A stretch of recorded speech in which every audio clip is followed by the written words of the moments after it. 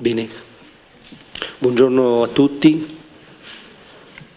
grazie per essere venuti, grazie al professor Botto, che è appunto il direttore del Centro d'Ateneo, per la sua presenza. Devo dire che siamo molto onorati, sia appunto come Archivio RIS, sia come penso Centro d'Ateneo, sia come Università Cattolica, di avere qui Majid Ghanema, che sicuramente è uno degli intellettuali più importanti non solo in Europa, soprattutto è un intellettuale che elabora un pensiero, una proposta, e questo è già, come dire, molto significativo. Elabora un pensiero, una proposta, ed elabora un pensiero, una proposta su alcuni dei temi essenziali della nostra, diciamo, della nostra contemporaneità. Questo incontro si inserisce all'interno di un'ipotesi più ampia che l'archivio Julian Ries sta cercando, come dire, di articolare nel tempo, vale a dire un seminario e una riflessione sul tema della ricchezza. Il titolo di oggi è appunto quello decisivo, cioè per un'antropologia della ricchezza. L'idea che è venuta è proprio questa, ne parlavamo anche poco fa al bar. Noi siamo sicuramente in un momento, almeno il nostro primo mondo, sotto una sorta di dominio, un dominio economicista che mette in atto un immaginario, che mette in atto un lessico. Siamo continuamente bombardati da spread, da business, tutta una serie, come sempre, un immaginario e io devo dire come sempre un'ideologia agisce soprattutto a livello del linguaggio e si porta dietro, come dire, un universo che è di tipo semantico. Per cui è chiaro che solitamente quando si parla di ricchezza noi ormai non ci pensiamo più, per noi la ricchezza è legata al possesso di cose, di oggetti. Così come l'altra parola, che per me è una delle parole, lo dico sempre alla lezione, una delle parole più tremende in questo periodo, che è la parola eccellenza, che si porta dietro un universo pazzesco di non detti, di violenza, dove poi non si capisce mai bene di che cosa si parli quando si parla di eccellenza. In modo particolare di che cosa si parli quando si parli di ricchezza. Che cos'è la domanda in fondo a cui vorremmo rispondere, non oggi, ma certo come dire, oggi in modo significativo, con una presenza così importante, vorremmo ricominciare o riprendere o continuare a riflettere su che cosa è la ricchezza per l'uomo, cosa vuol dire, cos'è un valore per l'uomo, cos'è che vale per l'uomo, cos'è che vale per l'uomo. E appunto forse non c'è migliore, diciamo, introduzione a questo tema che, se riusciamo come archivio, come centro d'Ateneo, vorremmo portare avanti un anno, un paio d'anni su questo tema. Allora, perché abbiamo pensato di invitare Majid Ghanema? Proprio perché, per la riflessione che lui ha svolto su questo tema, e in particolare sul problema, anche qui un'importante distinzione tra povertà e miseria, che lui ha svolto sostanzialmente in due libri, nel foglietto che vi abbiamo dato. I due libri sono appunto quello tradotto da Einaudi, Quando la povertà diventa mistica, diventa miseria, per quanto riguarda l'italiano, sto parlando di libri tradotti in italiano, e poi quest'ultimo libro che è una sorta di dialogo, questo della Yakabuk, La potenza dei poveri. Ora però io non volevo tanto parlare adesso su questi temi, volevo sottolineare quelli che a mio avviso sono i due punti essenziali del discorso, i due punti essenziali della proposta. Quindi vorrei entrare in merito, per come l'ho capita io, in merito ai due punti essenziali della proposta in relazione a questo tema. E li riprendo proprio da due passaggi qua. questo testo, che sono importantissimi, con una grande, vediamo così se riesco a trovarlo. Ecco, la cosa per me che mi ha molto colpito, poi ieri c'è stata anche, mentre cenavamo, anche un ulteriore elemento. Allora, la prima cosa importante è una distinzione che Ranema riprende da Spinoza, questo gigante assoluto, un gigante assoluto. Io cito, leggo qui, Spinoza distingueva la potenza dalla potestas, potere. La potenza, anche qui, come al solito, come tutti i veri filosofi che lavorano sulle parole. La potenza è il dominio e la pienezza interiore, dice Ranema. La potenza è il dominio e la pienezza interiore, mentre la potestas è un potere esteriore, la cui essenza è l'esercizio di una forza di intervento sugli altri. La potestas, diventata nella modernità tardiva una vera forza d'urto contro ogni dissidenza. Attenzione, qui fa un'osservazione stupenda, a mio avviso. Il potere è assai spesso espressione di una mancanza di potenza. Bellissimo. Il potere nel senso della potestas, è quasi sempre la mancanza di una potenza, Ecco perché chi lo esercita è interiormente tanto miserabile. Interessante. Cioè interessante vale a dire che, fra l'altro questo è vero anche in termini, se volete, psicologici. Vale a dire uno mira ad esercitare il potere in genere sull'altro in mancanza d'altro. Chi è che mira al potere in quanto potere? Il potere in quanto potere è in mancanza d'altro. Non sai comporre una musica, non sei uno scultore, non hai rapporti interessanti e quindi trovi come una sorta di rivincita attraverso l'affermazione di un potere che è il segno, quindi in questo senso, questo potere è il segno di un'impotenza. Questo potere, quello esercitato sugli altri, è un segno di impotenza. Questo è notevolissimo, secondo me. Collegato a questo elemento c'è che io trovo la conseguenza immediata della distinzione di Spinoza, ed è questa, è bellissimo. Ma fra l'altro, come sempre, io dico bellissimo per dire che sono cose dell'esperienza normale, quotidiana. A un certo momento, appunto, affrontando il tema della povertà, nella sua forma conviviale, la povertà è un modo di vivere insieme fondato sui principi della semplicità, della solidarietà, della frugalità, della condivisione, del senso dell'equità e del rispetto per il prossimo. Ma questa idea di povertà è quello che, per quel poco che noi siamo seri e autentici con noi stessi, è quello che avviene in ogni famiglia, in ogni casa.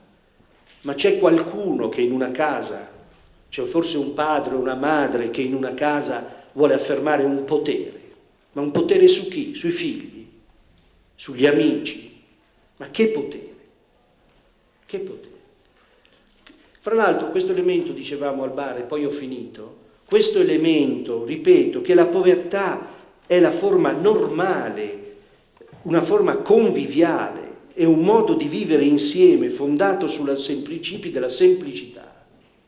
Questo elemento noi lo ritroviamo nella parola economia, dove nella parola economia c'è quel grande riferimento all'oikos, che è esattamente alla casa.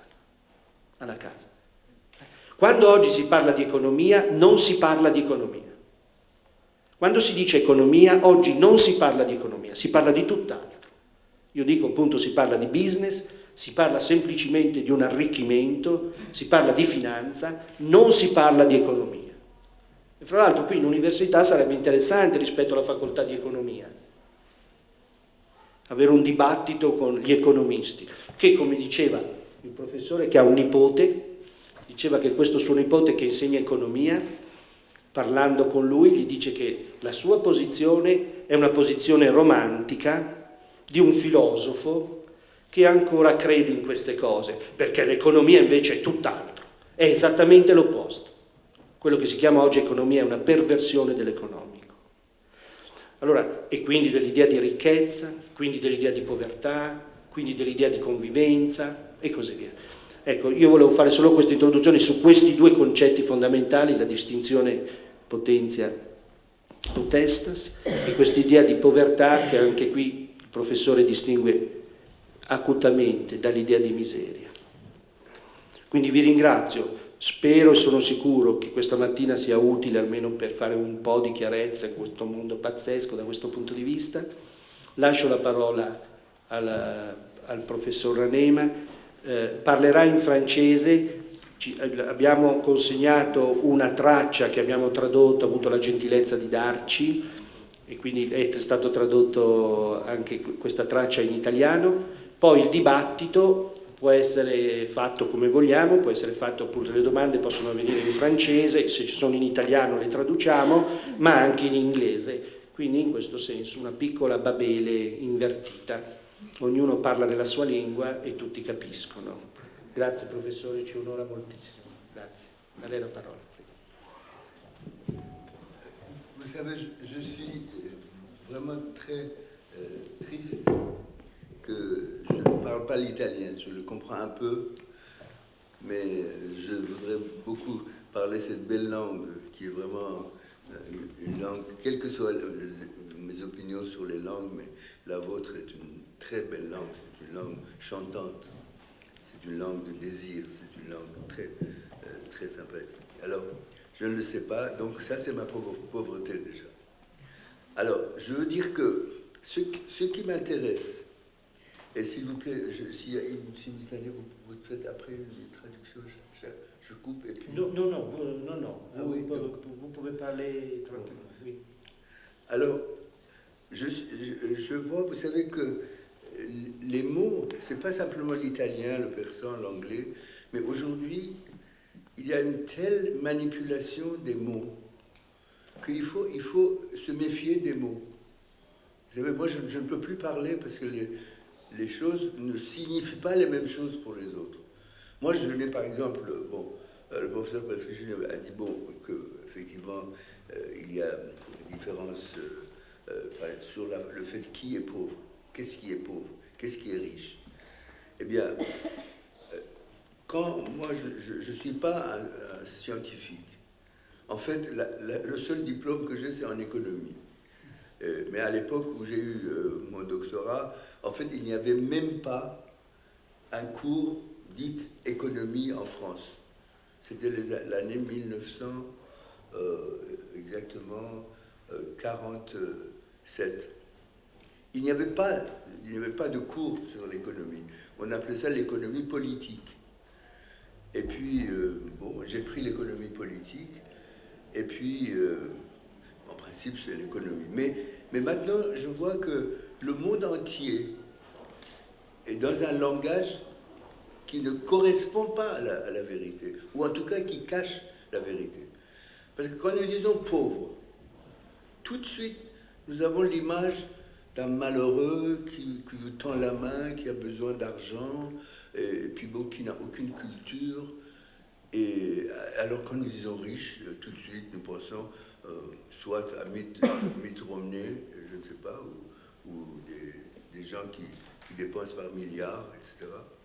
Et puis, mais je me demande, moi, j'ai trouvé beaucoup de pauvres qui sont plus intelligents, plus cultivés que M. Mitt Romney qui voulait devenir président des États-Unis.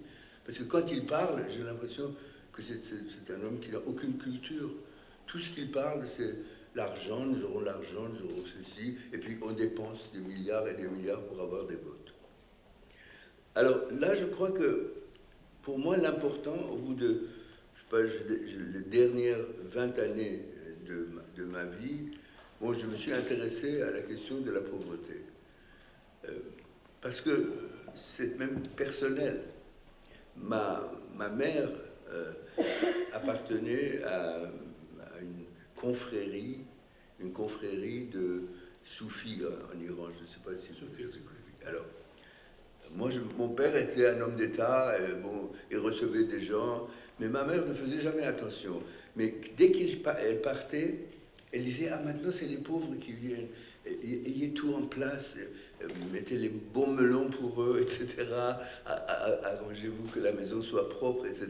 Je ne comprenais pas pourquoi elle faisait tellement attention aux pauvres, et elle s'en foutait des autres. Elle disait, bon, mon père va s'en occuper. Et alors là, j'ai compris qu'effectivement, il y avait deux façons de voir les pauvres. Et depuis que je suis allé, plus je regardais l'histoire de la pauvreté, et plus je comprenais pourquoi les meilleurs de toutes les cultures choisissaient la pauvreté. Enfin, dans votre pays, vous avez eu Saint François d'Assise. C'était un homme qui était le Rockefeller de son temps. Il avait l'argent, il avait la puissance, il avait tout. Et puis un jour, il ne veut rien de tout ça. Et après, il a été peut-être, il a eu une des meilleures vies du monde. C'était un homme qui était aimé, qui aimait les gens et qui était un être extraordinaire. Et c'est la même chose. Quand on dit la pauvreté volontaire, dans toutes les cultures, la pauvreté volontaire était quelque chose un acte merveilleux, on vivait bien, etc. Alors, si la pauvreté, et ce n'étaient pas des gens fous, Saint François n'était pas fou, le Christ n'était pas fou, je peux vous donner des dizaines et des dizaines d'exemplaires de gens qui ont choisi la pauvreté alors qu'ils pouvaient faire autre chose. Donc, qu'est-ce qu'ils avaient choisi? Pourquoi ils avaient choisi la pauvreté? Parce que ça représentait une richesse extraordinaire. C'est-à-dire juste le mot inverse. Parce que c'était une richesse qui n'était pas achetable. On ne pouvait pas payer, que ce soit en euros, que ce soit dans les monnaies africaines, ou tout ça. On ne pouvait pas payer cette richesse-là. Cette richesse venait justement de ce que M. Dr Petrucci appelle justement tout à l'heure c'est-à-dire le fait de... pardon, j'ai un peu... j'ai eu un moment de perte de mémoire. Mais en tout cas, c'était que aujourd'hui, nous avons affaire donc à faire une correction des mots. Et vous savez, c'est très curieux. On dit que Confucius, on lui a demandé, si tu deviens empereur de Chine, qu'est-ce que tu ferais la première chose? Il a dit, j'ai envie de rectifier les mots. Donc c'était pas maintenant, à l'époque aussi. Les sages savaient comment on peut prendre un mot et puis l'utiliser pour autre chose. Alors, quand moi j'ai étudié la question de la pauvreté, quelqu'un me disait qu'il y avait un proverbe africain qui disait tant que les lions n'auront pas leurs propres historiens, l'histoire des chasses sera toujours racontée, sera toujours au profit des chasseurs. C'est-à-dire, en fait, je trouve que l'histoire de la pauvreté telle qu'elle est écrite, c'est comme ça. C'est-à-dire, ce n'est pas des gens qui ont vécu la pauvreté, qui connaissent la pauvreté, qui parlent des pauvres. C'est toujours des spécialistes en richesse, mais en fausse richesse. Parce que là encore, j'ai un problème. Moi, je trouve que les vraies richesses sont chez la plupart des gens qu'on appelle pauvres. Par exemple, alors ça change tout. Ça change totalement tout. Par exemple, aujourd'hui, vous savez, la Banque mondiale dit qu'il y a dans le monde près de 4 milliards de population du monde. Ça fait presque 57% de la population à l'époque. Ces 4 milliards sont pauvres parce qu'ils ont un revenu par jour, ils ne gagnent que 1 ou 2 dollars par jour. Alors tout de suite, la plus grande, c'est 2 tiers de la population mondiale, sont réduits à... Ils n'ont rien d'autre, ils ne sont rien d'autre à rien faire, sauf qu'ils dépendent, qu'ils ont 1 ou 2 dollars par jour. Alors, on ne parle jamais que c'est une population que nous perdons du fait que nous les traitons de cette façon. 4 milliards de personnes ne sont rien que pauvres parce qu'ils ont 1 ou 2 dollars par jour.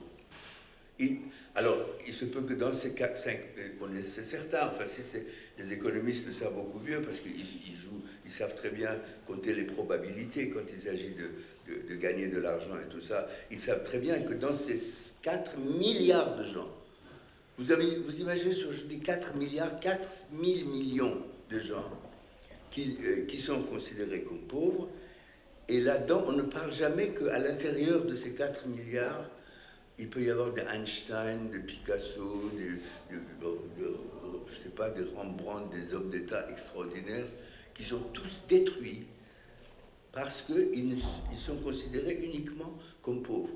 Ça, c'est la plus grande tragédie. Et on ne parle pas que les gens qui sont au pouvoir, les gens qui sont riches, eh bien, le mal qu'ils font justement à toute la société, pas seulement les pauvres. Donc il faut vraiment changer de vocabulaire. De quoi nous parlons?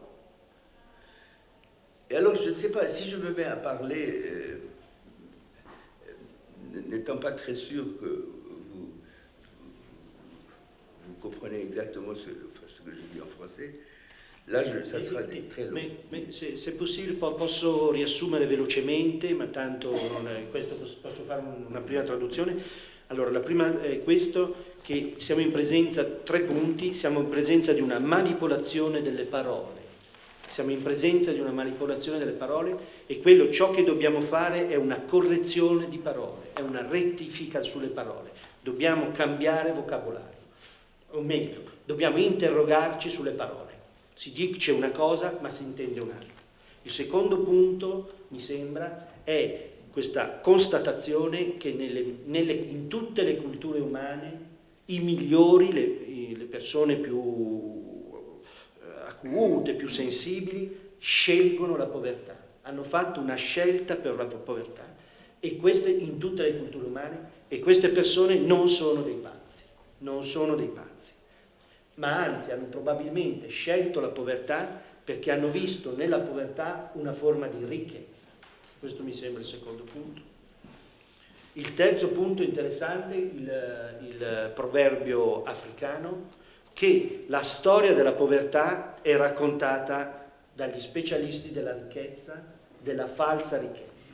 Cioè chi fa la storia della povertà, chi descrive, i vincitori, cioè i ricchi, i falsi ricchi, descrivono la storia della povertà e in questo senso nel descriverla ne danno anche dei valori. Faceva riferimento appunto che nel mondo ci sono 4 miliardi, il 55% della popolazione, 4 miliardi di uomini che sono considerati o che sono giudicati poveri perché guadagnano 1 o 2 dollari al giorno.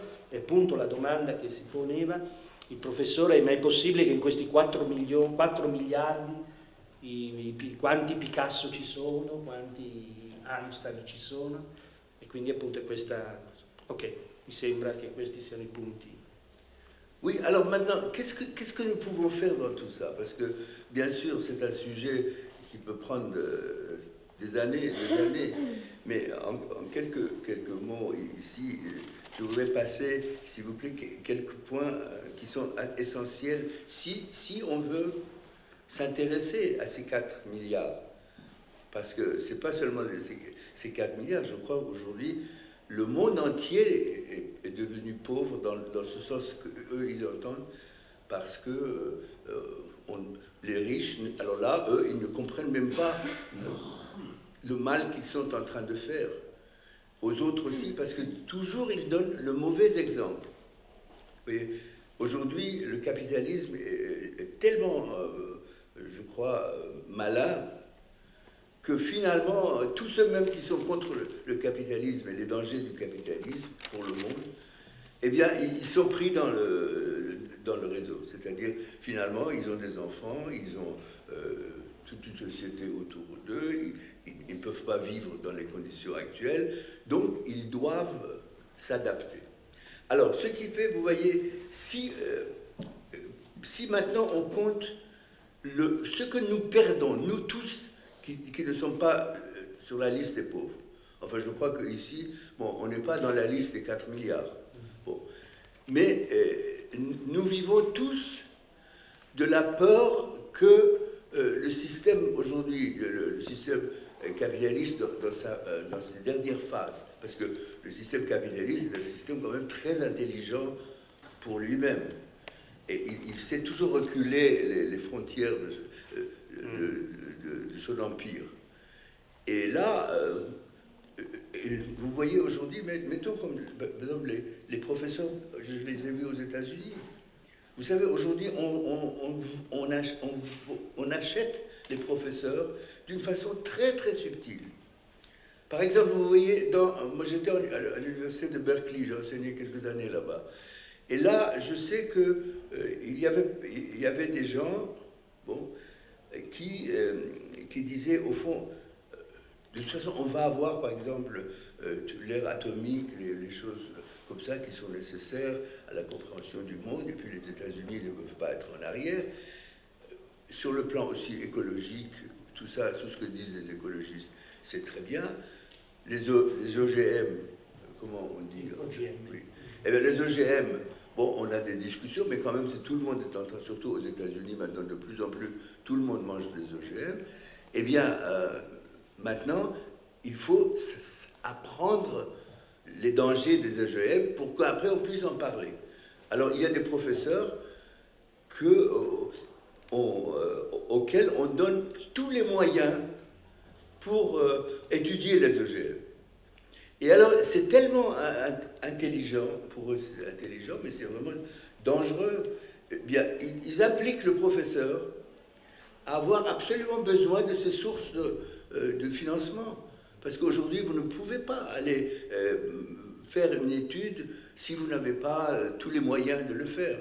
Eh bien, d'un seul coup, il voit, par exemple, un professeur voit que s'il s'intéresse aux OGM, il a tous les moyens, il a la publicité, on parle de lui, il devient quelqu'un de très important. Et petit à petit, le jour où il doit faire quelques décisions, ne fût-ce que par devoir pour l'argent qu'il reçoit, il dit, parce que tant que j'aurai cet argent, bien je pourrais lutter mieux. Mais finalement, sa vie est combien je ne sais pas, surtout à 70 ans, ou 65 ans, il doit prendre sa retraite. Alors on devient dans ce que Étienne de la Boétie, vous savez, c'était quelqu'un, vraiment c'est un livre que je recommande à tout le monde. C'est un jeune homme de 18 ans qui, au temps de Montaigne, au XVIe siècle, a fait un livre extraordinaire qui s'appelle « La servitude humaine ». Et là, il explique ceci. Il dit, comment ça se fait qu'il y a un tyran, et puis des millions qui sont contre lui, parce qu'on ne peut pas être pour un tyran. Et comment ça se fait que le tyran est toujours là, et toujours il a son pouvoir? Alors son problème, sa réponse est ceci, c'est que, en fait, il y a 3 catégories, mais bon, c'est un peu, je dirais, un peu schématique, mais il dit il y a 3 catégories. Il y a le tyran, le prêtre. Par le prêtre, ils entendent celui qui a le rôle de la religion. Et puis finalement, l'esclave. Alors il dit, bon, le tyran, il est seul. Il suffit que 50 personnes veulent le tuer, et puis ils arrivent à le faire. Mais comment ça se fait que des millions de gens acceptent ce tyran? Eh bien, tout simplement, il dit, eh bien, au milieu, il y a le prêtre, qui est par nature comme ça, il croit à tout ce qu'il dit, mais voilà, ce qu'il dit, c'est ceci. Il dit aux pauvres, écoutez, ça c'est votre destin, mais soyez sûr que vous irez à la table du Seigneur quand vous mourrez. Donc tous ces gens-là, c'est rien du tout. Supportez votre situation, et puis bon, moi je veille à ce que le tyran ne vienne pas, par exemple, vous tuer. Et je leur dis, effectivement, il le leur dit. Il dit, de toute façon, vous n'êtes rien. Si vous faites du mal aux pauvres, moi, vous irez à l'enfer. Bon. Le tyran, il écoute, parce que bon, il ne veut pas aller à l'enfer, surtout quand on le présente comme, je ne sais pas, des millions et des millions de degrés de température, et qu'il doit toujours être vivant dans cet endroit où il fait tellement chaud. Alors, le pays, alors ça c'est ce qu'il fait. Ensuite il dit aux esclaves, enfin aux millions maintenant qui sont là, il dit, écoutez, vous irez de toute façon au paradis, parce que vous faites du bien, mais ne détruisez pas l'ordre existant, parce que ça ne sert à rien. De toute façon, ce tyran, il m'écoute, je le calme, et puis finalement, je vous protège aussi, et Dieu vous protège. Alors, il dit finalement, qu'est-ce qui arrive à tous ces trois discours? C'est que tout le monde accepte d'être esclave de quelque chose. Même le roi, même le tyran. Le tyran, en fait, est l'esclave de cette parole, à la fois du prêtre et du pauvre, qu'il cherche quelque peu à accommoder pour ne pas aller à l'enfer. Bon, le prêtre, bien sûr, bon, il est protégé, et puis il reste maintenant l'esclave, qui en fait qui dit beaucoup qu'on ne peut pas faire quelque chose contre tout ça, contre le tyran. Donc, très bien, faisons du bien, préparons-nous, vivons bien, etc.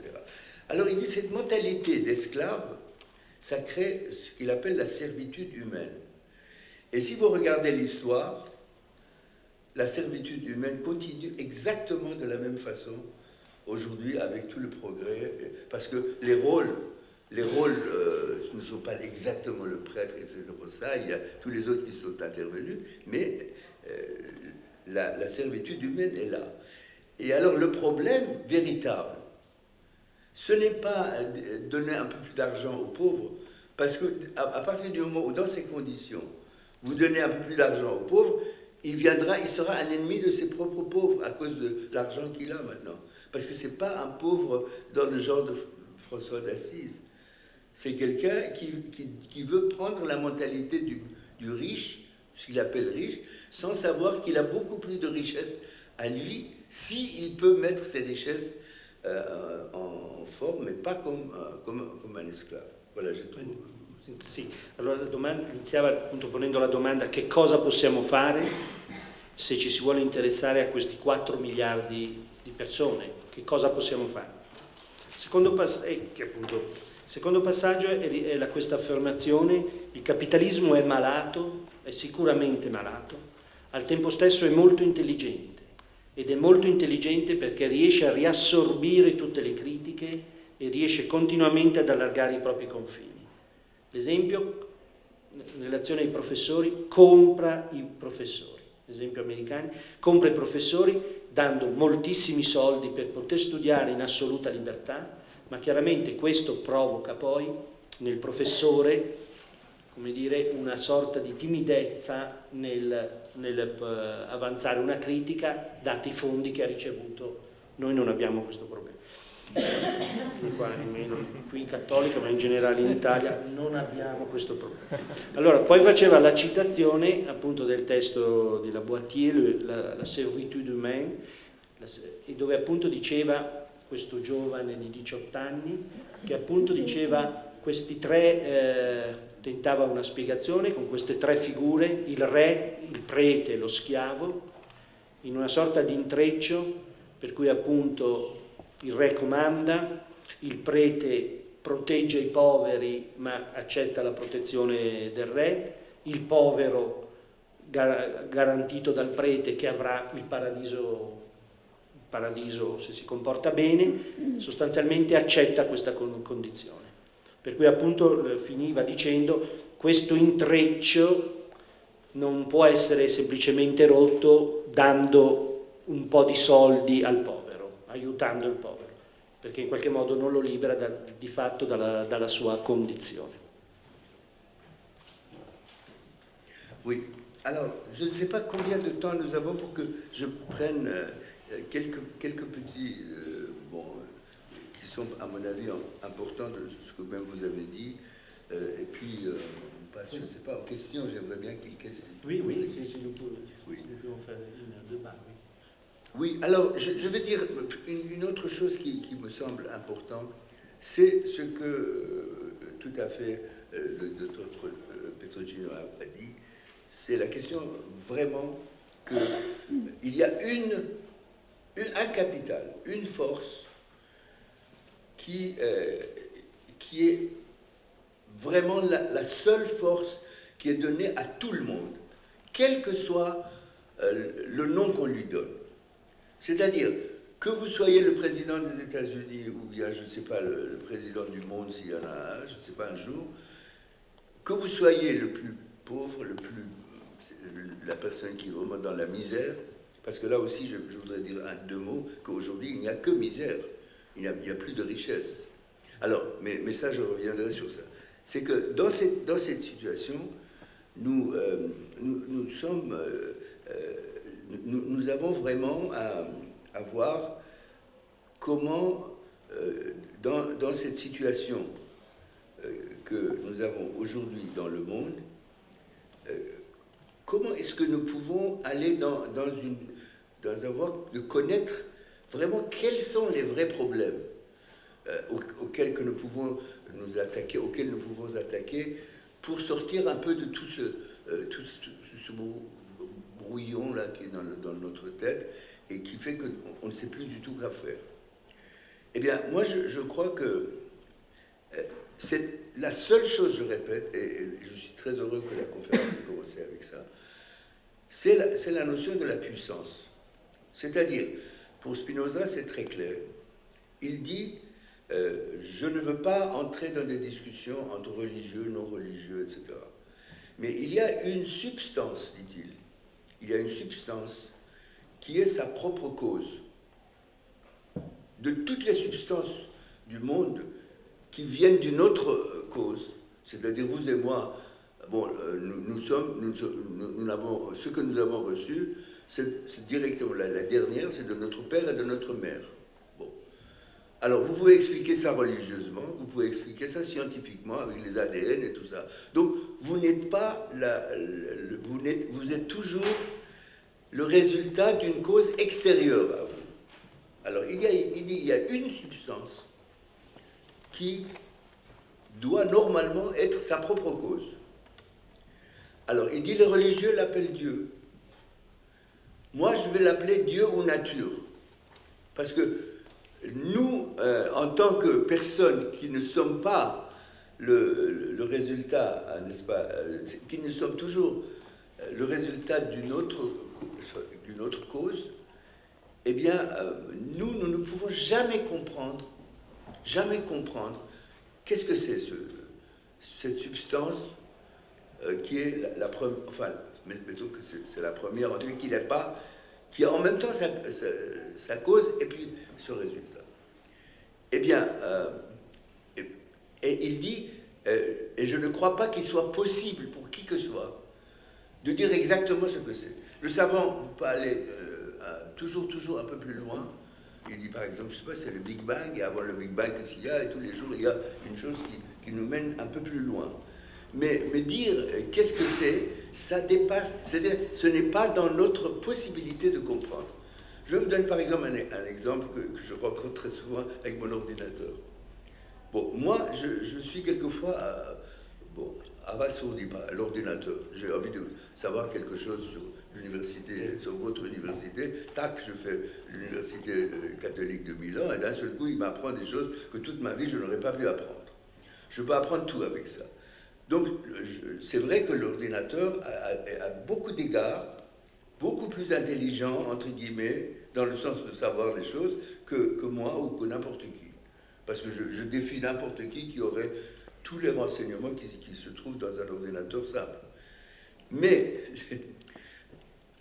pour l'ordinateur, il est impossible, parce que lui, son entendement est comme ça, il est impossible de me comprendre à moi. C'est la même chose, c'est à peu près la même chose. Nous sommes tous les produits d'une chose qui a duré des milliards et des milliards et des milliards d'années-lumière.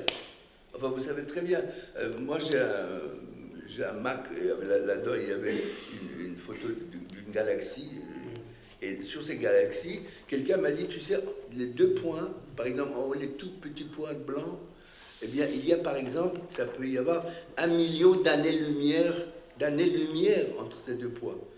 C'est-à-dire, moi je sais que je suis à 8 minutes-lumière du Soleil.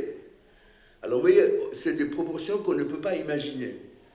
Alors, bien ça, c'est en dehors de notre entendement, mais quand même nous pouvons dire aujourd'hui que dans le monde, par exemple, quand on parle du mal qui est fait parce que justement les pauvres sont pauvres, là encore le langage est différent. C'est-à-dire, on ne dit pas quel mal nous faisons, nous qui croyons qu'ils sommes des riches. Le mal que nous faisons à cause de ces 4 milliards de gens qui n'ont accès ni à la littérature, ni à la philosophie, ni à tout ce que nous avons. Ils ne peuvent pas envoyer leurs enfants à un endroit où ils parlent, etc. La perte donc que nous subissons, on ne parle pas de ça. On ne parle pas justement des dizaines et des milliers de... Justement, j'ai dit Einstein, Picasso, je ne sais pas, de génies qui sont dans ces 4 millions. Nous parlons de ce que nous pouvons leur donner. C'est absolument ridicule. Nous ne pouvons rien leur donner que faire de 3 $, à 2 $, 3 $, 4 $. Mais aujourd'hui, vous êtes tous dans un continent où le pauvre est décrit comme quelqu'un qui a, par exemple, 30 € par jour. C'est-à-dire, avec 900 €, je ne sais pas combien c'est en Italie, mais en France, c'est dans les 35 € par jour, c'est-à-dire 1000 € par mois. Après, vous ne payez pas d'impôt parce que vous êtes considérés comme des gens pauvres. Eh bien, nous ne pouvons pas imaginer quel mal nous faisons au monde, à tout le monde, si ces 4 milliards ne peuvent pas venir en aide, ne peuvent pas être des êtres humains. Alors nous considérons toujours ça comme une perte pour nous.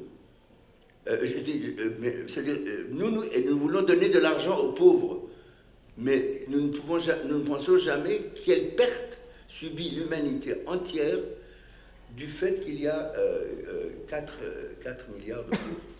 Alors il faut revenir à d'autres paradigmes.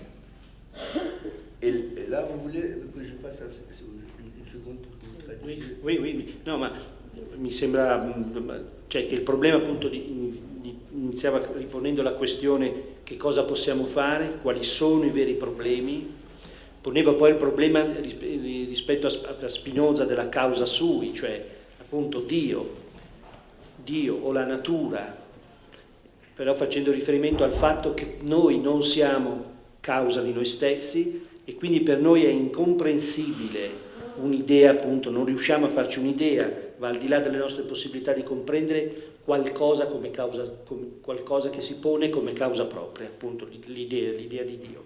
Questo collegamento poi era fatto rispetto al computer, ma che non può comprendere, ma mi sembra che tutto il senso di questo passaggio era in relazione al fatto che noi non riusciamo a comprendere che cosa perdiamo se non lasciando appunto 4 miliardi di uomini nella povertà. Quindi inverte un po' il meccanismo, siamo noi che perdiamo rispetto a loro e non sono loro che devono raggiungere il nostro livello. Che cosa perdiamo noi rispetto a questi 4 miliardi di persone? Bon, alors, mon approche, c'est le retour à ce que mon collègue a dit. C'est-à-dire, je crois qu'aujourd'hui, nous devons dire que nous sommes, à chaque seconde, nous sommes devant un problème incroyable. C'est que non seulement ces 4 milliards de pauvres, mais le reste de l'humanité aujourd'hui est dans ce trap, dans cette espèce de situation où nous ne pouvons pas faire quoi que ce soit parce que nous avons perdu le sens le sens des mots, et puis que nous sommes, je dirais que nous sommes dans une situation où nous ne savons pas exactement le point où nous devons agir. Et nous ne voyons pas exactement que n'importe lequel de ces pauvres, qu'il soit en Europe, qu'il soit en Italie, qu'il soit, je ne sais pas, en Iran, qu'il soit dans n'importe quel endroit du monde, eh bien, ils ont une chose qui revient à la question de la puissance. C'est-à-dire, si vous appelez ça Dieu, si vous appelez ça, je ne sais pas, l'origine du monde, de toute façon, chaque être humain, à l'instant où il naît, est un être qui a une puissance qui lui vient de Dieu ou nature. Je vous dis, je ne veux pas discuter ici de la religion parce que je trouve que finalement c'est une question aussi stupide.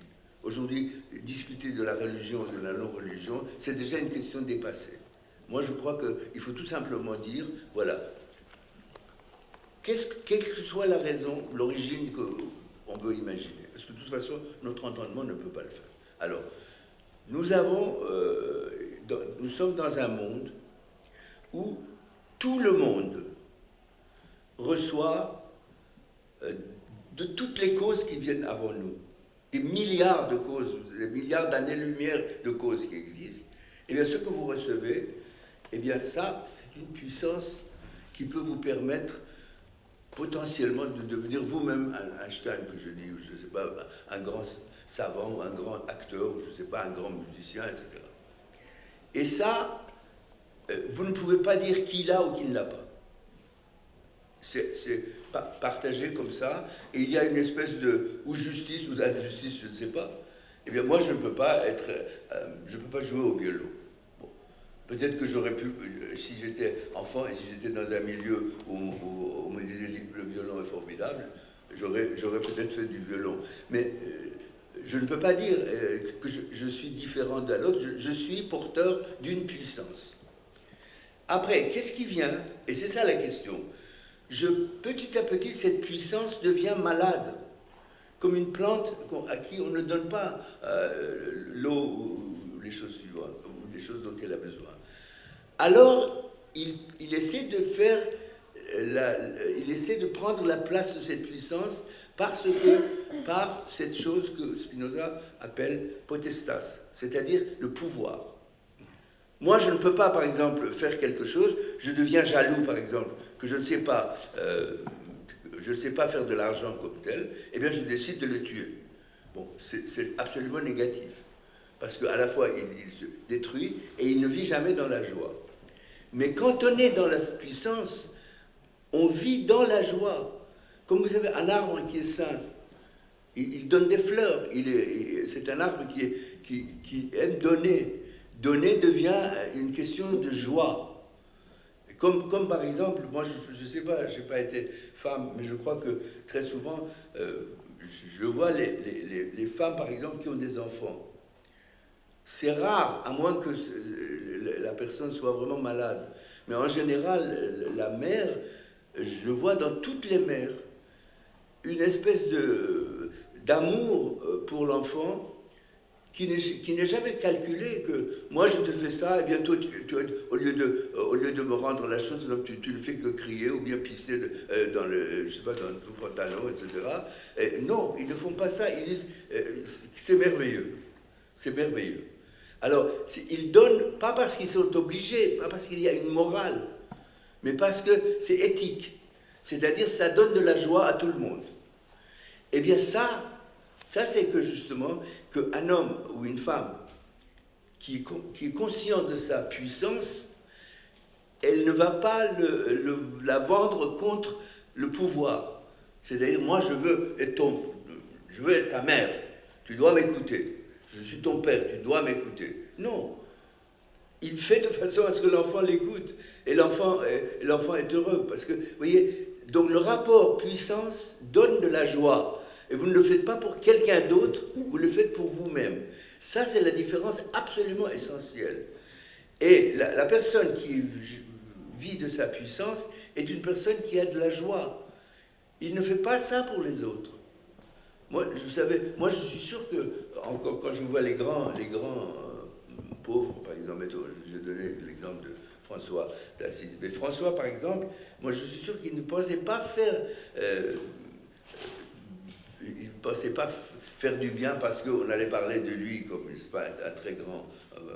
une grande personne, mais il ne fait pas ça parce qu'il ne pouvait pas faire autrement. C'est comme un oiseau qui chante.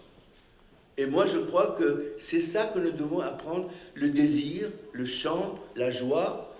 Mais tout ça, ça ne fait que si vous avez connaissance de ce que la puissance vous donne. Et vous remplacez ça par le pouvoir. Or, le pouvoir, c'est atroce. Le pouvoir, c'est l'inverse. Et tout le monde maintenant joue au pouvoir. Tout le monde. Malheureusement, la plupart de ces pauvres. Ils sont dans une situation où ils sont manipulés. Et ça, c'est le point, je crois, essentiel que je pense. S'il est en nous, alors là, chacun de nous sera un agent pour aider celui que nous appelons le pauvre. Ou aider le riche, parce que le riche est un imbécile, c'est tout. Il a de l'argent. Beh, se questo è il punto, come dicevo, secondo... Allora, l'idea è che ciascuno di noi, cioè l'esempio, ciascuno di noi è il portatore, il risultato di miliardi di anni, sia che appunto uno pensi a Dio o pensi alla natura. Il professore sosteneva che la distinzione Dio non Dio da questo punto di vista non è essenziale. Scusate.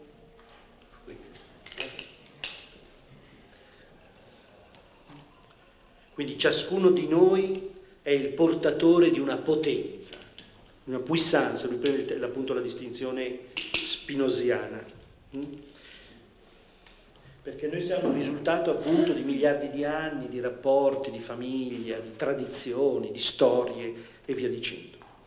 E da questo punto di vista non si può dire chi ce l'ha di più e chi ce l'ha di meno, ce l'abbiamo tutti, noi, ognuno, ciascun uomo. Qui il professore non l'ha detto, ma a me mi sentivo tutta la grande riflessione di Pico della Mirandola sulla dignità umana. Cioè ciascun uomo è il risultato di una potenza. Ma il secondo punto importante è che questa potenza rischia costantemente di corrompersi in potere. E forse la prova di questa corruzione, di questa perversione di potere, forse può essere dimostrato che nella potenza, nella puissance di Spinoza si è nella gioia, si vive nella gioia. L'esempio che faceva, il rapporto madre-figlio, che normalmente, dice, ci sono casi evidentemente che questo non avviene, ma normalmente è un rapporto di pienezza, in cui appunto la madre non vuole dimostrare nulla, non vuole essere obbedita come tale, ma è un rapporto di pienezza ed è un rapporto di gioia, L'ultimo esempio appunto era questo di Francesco, di San Francesco, tra l'altro anche qui lo trovo molto interessante, perché in San Francesco il tema della povertà si intreccia col tema della letizia, della gioia. La povertà è vera e sempre lieta, è sempre gioiosa. La povertà è sempre gioiosa. Anzi, a un certo punto di vista si potrebbe dire che il primato è della letizia rispetto alla povertà. Ecco, il tema è esattamente questo, cioè vale a dire il corrompersi, il possibile e costante corrompersi della puissance, della potenza in potere. Mi sembrava che fosse questo il punto. E appunto il ricco in questo senso in realtà è triste, cioè è in... Alors, la seule chose, alors, vous savez, tous les gens me disent, mais tu parles tout le temps, mais tu ne donnes pas une solution. Qu'est-ce qu'on va faire maintenant? Ben, c'est vrai que jusqu'à présent, en tout cas,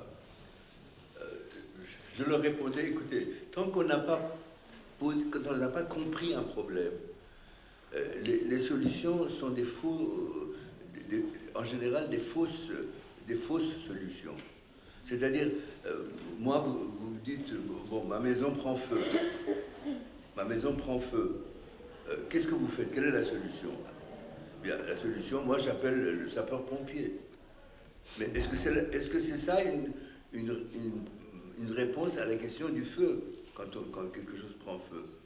Parce que ça dépend quel feu, ça dépend comment c'est, etc., etc. Mais là, j'ai vraiment pensé pendant des années et des années, je me disais, mais effectivement, qu'est-ce qu'on peut faire dans cette situation? Alors là, je dis, ces derniers temps, je me suis intéressé justement à la notion, c'est justement toute cette philosophie spinozienne et tout ce qui est venu par la suite, par exemple, tous les gens qui ont suivi, par exemple, je ne sais pas si vous êtes intéressé à la philosophie, je crois que Gilles Deleuze, par exemple, c'est quelqu'un dans la génération précédente qui a fait un énorme travail sur ce que, par exemple, des gens, depuis, je ne sais pas, Étienne de la Boétie, mais Spinoza et d'autres, ont dit.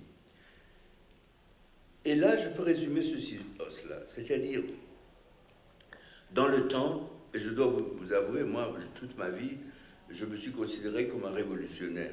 C'est-à-dire, je disais, il faut changer le monde, etc. Et chaque fois, je saluais les révolutions. Je ne suis pas contre les révolutions. Je dirais moi-même, malgré qu'en Iran, par exemple, nous avons une révolution qui a été 100 fois pire que ce qui était avant, moi, si à ce moment-là, je devais faire un référendum libre, je crois que tout homme ou toute femme normale aurait voté parce que tout le monde pensait que voilà, maintenant ça va régler. Mais toutes les révolutions, eh bien, elles foirent. Comment dire, foirées. À la fin, elles sont le contraire de ce qui arrive. Et il n'y a pas d'exception. J'ai un texte de Deleuze qui est magnifique où il dit mais vous croyez que la révolution américaine, par exemple, a réussi? Enfin, la révolution américaine, quand vous voyez aujourd'hui qu'il se termine par Reagan, et puis peut-être il aurait pu avoir Bush, et puis peut-être ce type, là, c'est pas Romney, enfin que je citais aujourd'hui 3 fois, eh bien, tout ça, c'est pas ça. Alors, moi, je crois que, en fait, il y a cette différence, et là, je dois cette différence à Deleuze. Deleuze fait cette différence entre ce qu'il appelle la révolution et le devenir révolutionnaire. Je crois que j'en ai parlé dans la puissance des pauvres. Il y a une bonne place pour ça. Alors, qu'est-ce que c'est la révolution? Ça c'est quelque chose qui appartient à l'histoire. On ne peut pas. Quelque chose arrive, tous les pays auront leur révolution, ont eu leur révolution. Ça, c'est à l'histoire de juger. Et personne ne peut changer les choses à ce moment-là. Par contre, le devenir révolutionnaire, il est à chaque moment la révolution, lui. C'est-à-dire, vous voyez quelque chose qui ne va pas autour, eh bien, vous, en tant que, justement, porteur de votre puissance, vous décidez qu'il faut faire ça. C'est tout. Vous n'allez pas faire des choses comme ça que vous inventez. Excusez-moi, mais en France, on dit « péter plus haut que son cul ».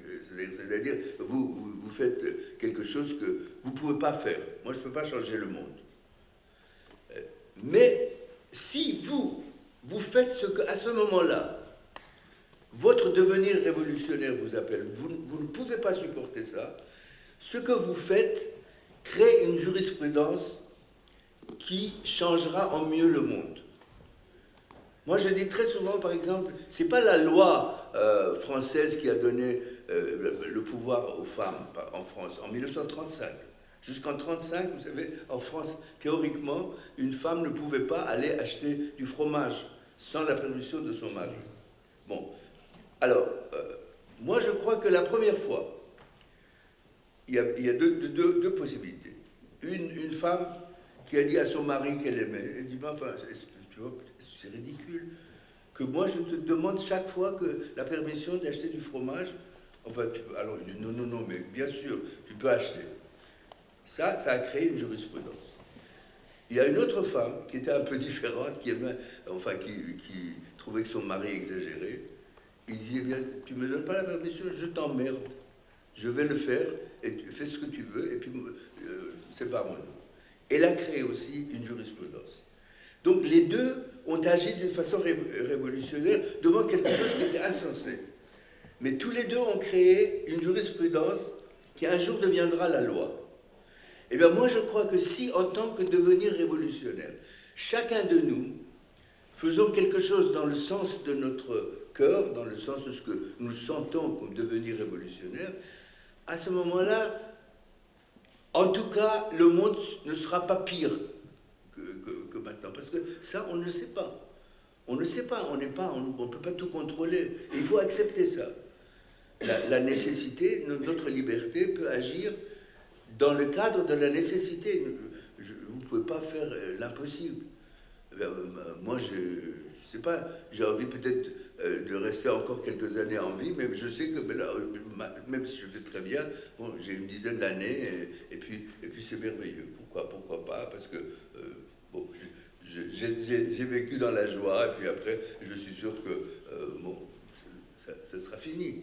Mais parce que ça, c'est une nécessité, et puis je ne voudrais pas être un jour totalement à la disposition de, par exemple, des amis qui vous aident à faire ça, tout ça.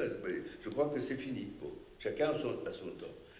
Alors c'est ça, je crois, que donc ma solution, qui n'en est pas une.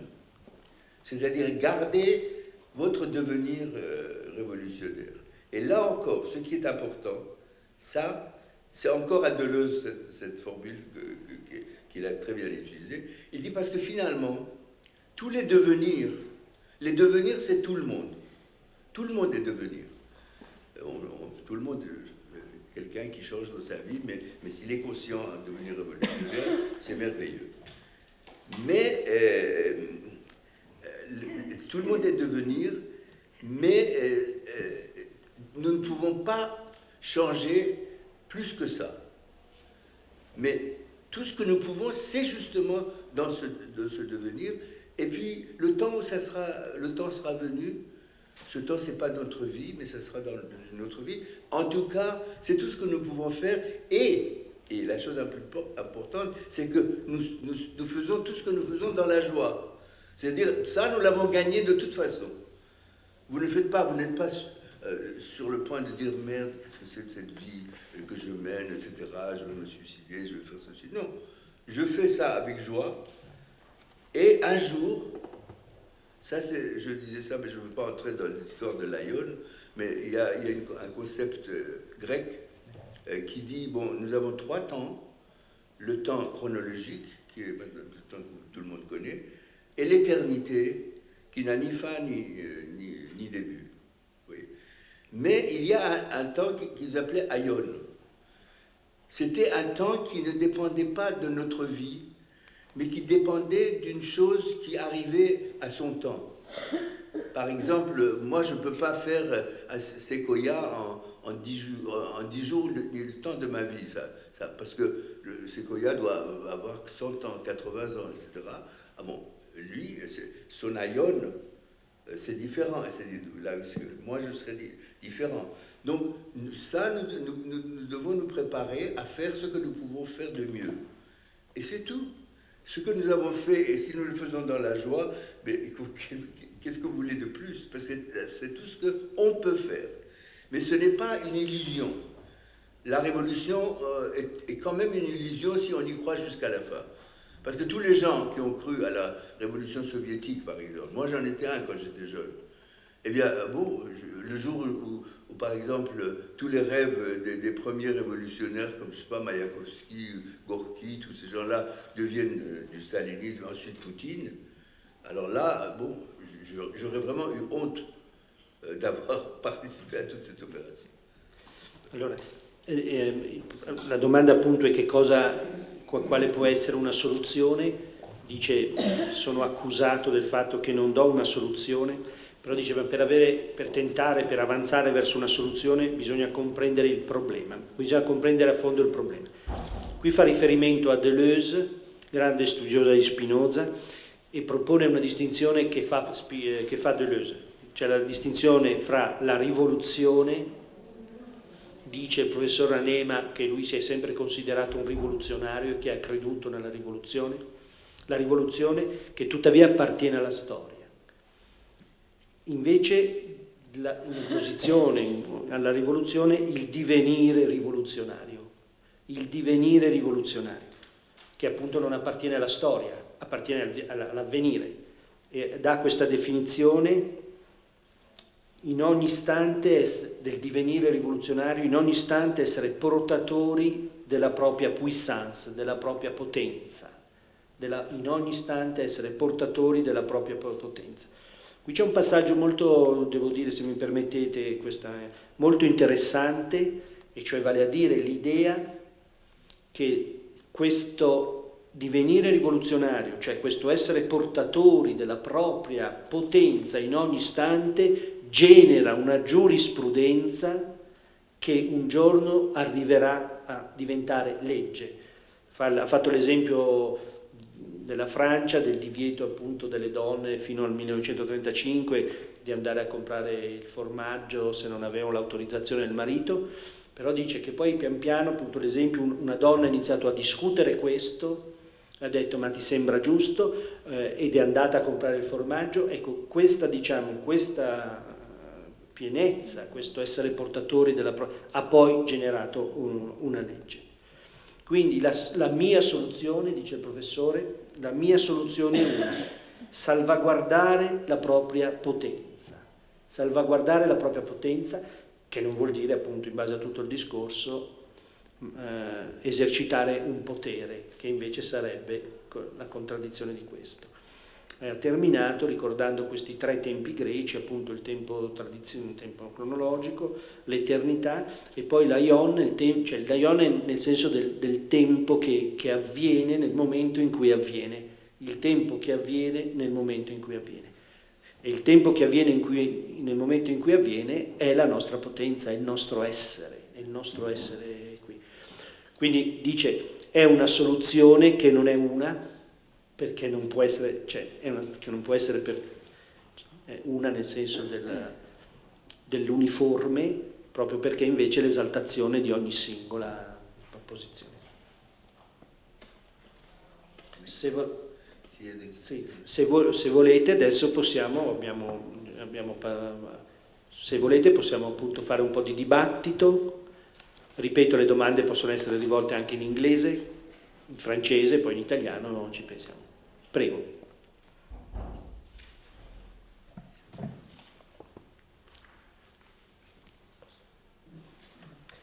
Posso magari farlo in italiano, poi magari tradurre. Sì.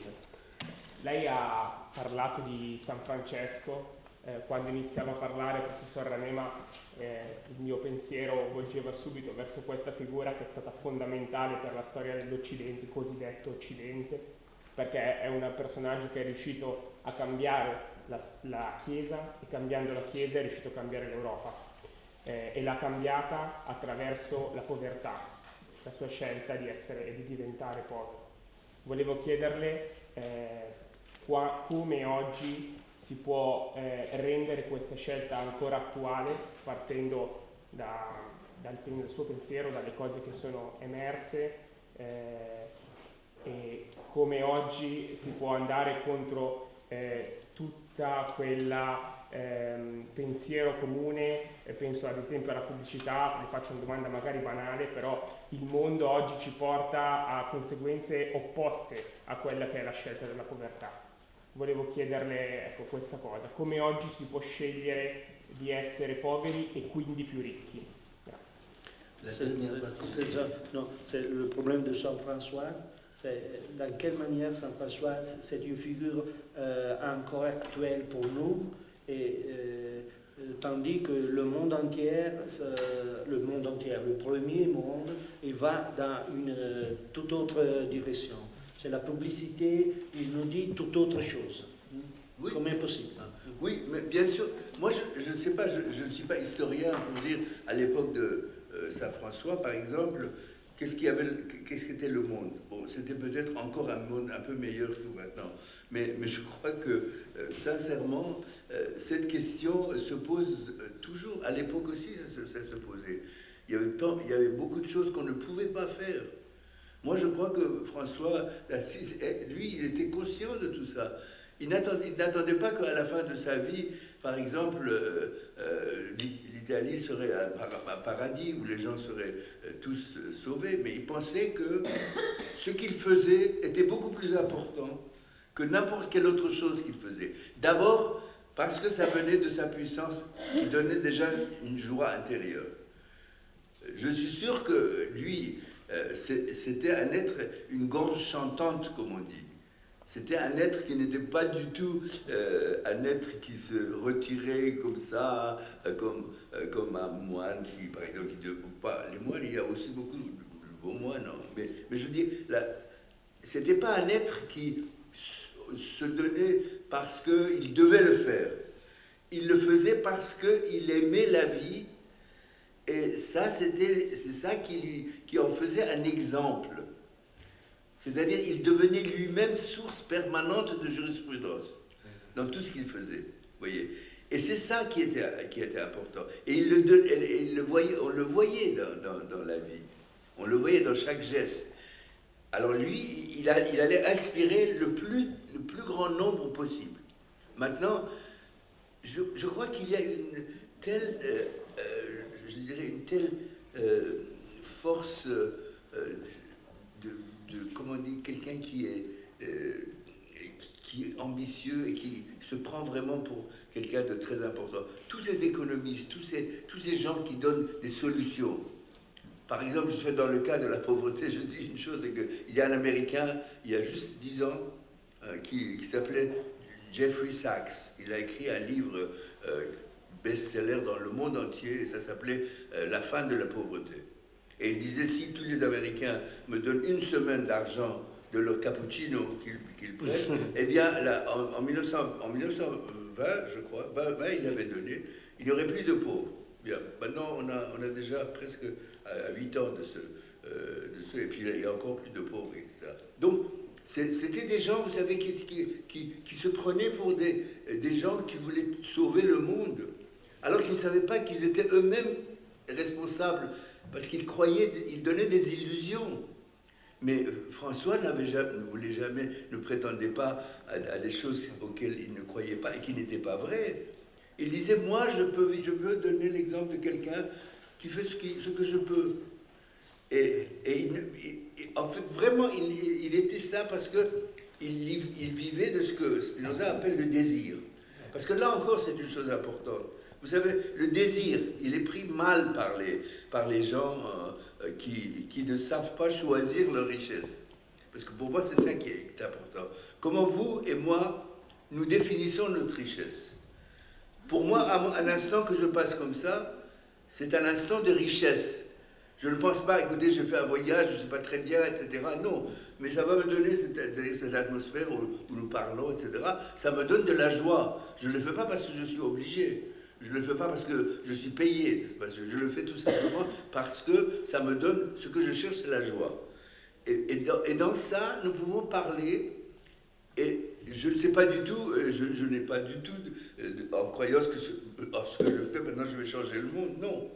Mais je dis que quand vous faites ça, si pour une raison ou pour une autre vous faites ça, eh bien, c'est ça la seule chose qui est la meilleure pour vous de faire. Oublions cette histoire de, écoutez, le monde va comme ça, les capitalistes pensent comme ça, oui, c'est toujours comme ça. Même, écoutez, dans les traditions religieuses, n'oublions pas que Dieu, lorsqu'il a voulu, d'abord avec son histoire dans toutes les religions, quand il a voulu, quand il a créé son archange qui était le diable, eh bien, un jour, il a dû se dire, mais attends, tu vas très loin, et puis il a abandonné. Donc lui aussi ne savait pas exactement, je dis dans un sens, que peut-être que cet archange n'allait pas être comme lui. Donc, c'est-à-dire, il y a ceci que... Mais il ne l'a pas fait parce que c'était dans ce sens ou dans ce sens. En tout cas, dans la théologie de toutes les religions, ils disent ça, que bon, c'était ce qu'il a... À ce moment-là, tout Dieu qu'il était, il a fait ce qu'il pouvait. Mais il n'a pas changé d'avis, ou il n'a pas dit maintenant, ah c'est terrible, je n'ai pas réussi, etc. Je ne sais pas, je suis allé trop loin peut-être dans ma comparaison ici, parce que ça peut toucher de sensibilité. Mais voyez, je crois que l'essentiel, c'est que nous nous rendions compte qu'il est impossible pour nous de changer le monde comme ça. Parce qu'un monde qui a été fait des milliards d'années-lumière jusque maintenant, un monde où, je vous dis, on n'a pas eu le temps d'en parler, mais un monde où il n'y avait pas de pauvres il y a 200 000 ans, il n'y avait que des gens qui étaient libres et qui passaient leur semaine dans beaucoup de joie. Ça, c'est en tout cas les anthropologues qui nous le disent. Eh bien, bon, ils ont vécu comme ça, et puis le monde a changé, parce que les vitesses sont tellement différentes. Vous et moi, maximum, nous vivons 100 ans, 120 ans, je ne sais pas. Mais ce monde-là va beaucoup plus loin, beaucoup plus loin, des milliards de fois plus loin. Et il ne faut pas avoir pensé, qu'est-ce que le monde va venir, est-ce que je vais réussir ou pas? Non. Ce qui est extraordinaire dans ce concept de joie et de puissance, c'est que en même temps que vous dites je fais ce que je fais de mon mieux, mais en même temps vous êtes la personne qui vivait le mieux, parce que être dans la joie et faire les choses qu'on fait avec joie, c'est une vie extrêmement différente de quelqu'un qui calcule tout. Moi, je connaissais un milliardaire qui, je suis allé une fois le voir après des années à San Francisco. Il avait donné une grande invitation. Et j'ai dit, mais où est-il? Parce qu'il voulait me voir. Je suis allé, je l'ai vu devant la télévision. Alors j'ai dit, mais qu'est-ce qu'il fait devant la télévision une journée parce qu'il y avait, vous savez, sur la télévision, surtout américaine, quand vous voyez le CNN, alors en bas, il y a une bande tout le temps qui donne les dernières choses de la bourse. Et surtout de la bourse. Lui, il avait beaucoup de capitaux. Et alors lui, on m'a dit que c'était comme ça. Quand par exemple, quand il avait des actions qu'il avait achetées qui avaient maintenant monté en prix, il était toujours mécontent parce qu'il disait, écoute, moi je voulais acheter 10 fois ce capital, et puis maintenant un ami m'a dit, oui, n'exagère pas, prends, par exemple, au lieu de 100 000, prends 50 000. Et maintenant, si j'avais écouté moi-même, eh bien, j'aurais eu maintenant 3 fois plus. Et s'il perdait, bien sûr, c'était encore quelqu'un d'autre qui lui avait dit ça, et donc il était malheureux dans les deux cas. Et il avait des millions. Et il invitait des amis où, comme ça, gratuitement, il avait les meilleurs repas. Tous les autres jouissaient le repas, mais lui, il était là devant sa télévision et comptait ses malheurs, même quand il gagnait. Bon, alors, qu'est-ce que vous voulez? Oui, c'est ça que je crois qu'il y a des contradictions dans une vie où on fait tout parce qu'on doit le faire. Mais si votre puissance, elle est très différente, la puissance de chacun, la puissance, je ne sais pas, d'un oiseau est très différente.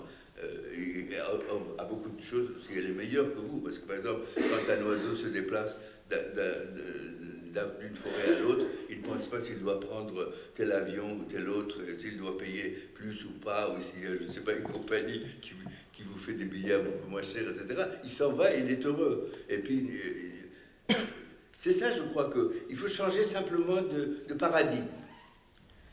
Qu'est-ce que vous pouvez, en tant qu'individu, faire dans la joie? Et là, si une formule existe, alors que c'est la seule chance d'apporter quelque chose dans ce monde et de rendre aussi les autres heureux, eh bien, moi, je ne trouve pas pourquoi vous devez tout le temps penser à une révolution qui, d'avance, vous savez, va foirer. Sì, appunto diceva la risposta che si tratta di cambiare paradigma, che Francesco non pensava al paradiso, non pensava a cambiare il mondo, ma Francesco faceva quello che doveva fare. Nel momento in cui faceva, amava la vita e in questo senso è diventato fonte di giurisprudenza.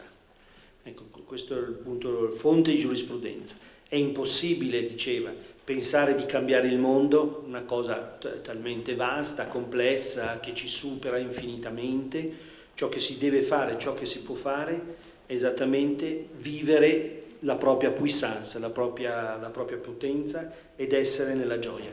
Faceva l'esempio appunto di tutti questi economisti che si credono importanti, citava Geoffrey Sachs che scrive questo libro La fine della povertà, chiaramente la povertà non è finita, almeno con la povertà, e poi citava questo amico miliardario che guardava la televisione, la CNN, perché sotto scorrono la valutazione della borsa, che però era inquieto sia nel momento in cui le sue azioni andavano male, sia nel momento in cui andavano bene, no? Quindi in questo senso è appunto è una follia. Però esattamente l'idea che per me Francesco non pensava al paradiso, non pensava di salvare il mondo, ma era nella pienezza della sua puissance, della sua potenza. E questo è il cambiamento di paradigma. Non dobbiamo salvare il mondo, perché è impossibile, dobbiamo vivere nell'istante la nostra puissance.